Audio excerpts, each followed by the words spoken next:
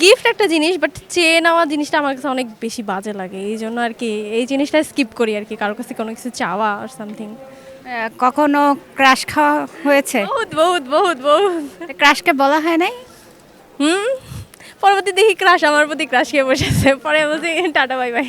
কেন bye bye কেন? সে তো ক্রাশ ছিল, বাই কেন? লাইক যে ক্রাশ ক্রাশের জায়গায় ভালো, বাট ক্রাশ যখন উল্টা ক্রাশ খেয়ে যায় ওটা আর ভালো লাগে না, লাইক ওটা ওই পর্যন্তই সুন্দর। মানে ক্রাশের সাথে কি প্রেম করা হয়েছিল? না। হাসিতে বোঝা যাচ্ছে যে হ্যাঁ। না না ওইরকম কিছু না।